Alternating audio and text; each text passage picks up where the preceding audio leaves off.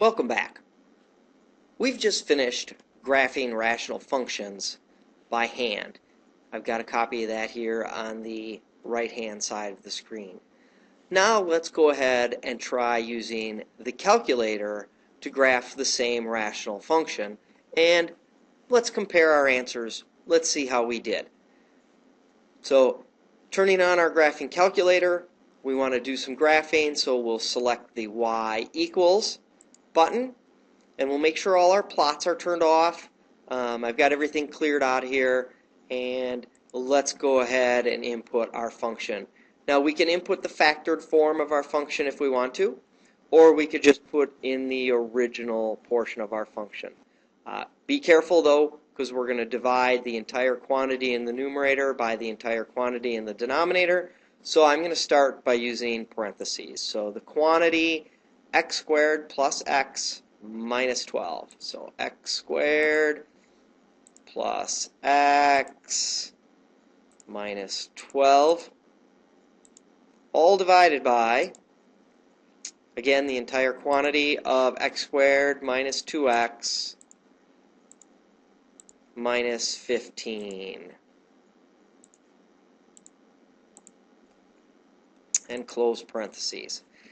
Now, I will be able to graph this in the standard window.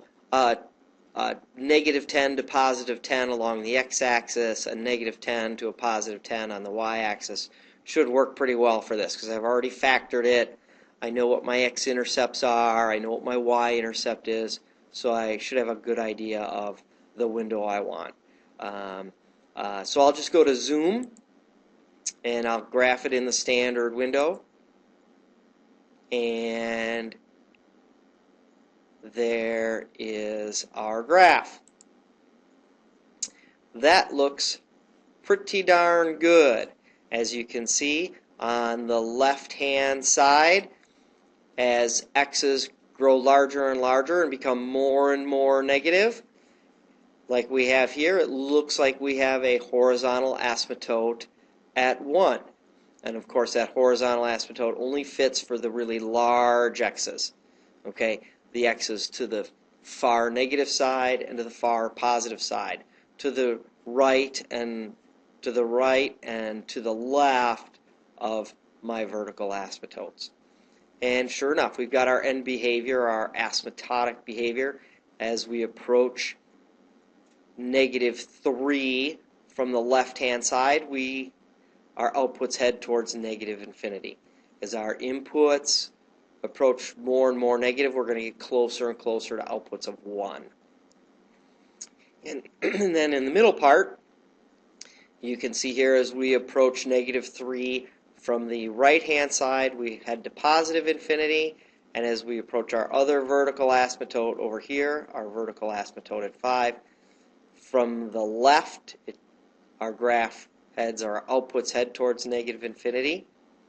And then finally, to the right of our vertical asymptote here at x equals 5, there are no bridges down here. That's why we couldn't graph from the bottom, so we had to graph up here.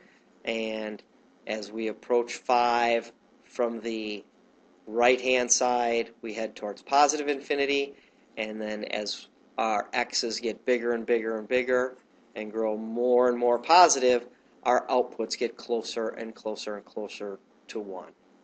So our calculator graph certainly confirms our handwritten graph, and there's a nice easy example, a straightforward example of how to graph your rational function on your graphing calculator. Make sure you input things correctly, and make sure your window is set the way you need it, and you'll get a nice graph of what you can do by hand and confirm that. So that wraps up using your graphing calculator, and we will see you in class.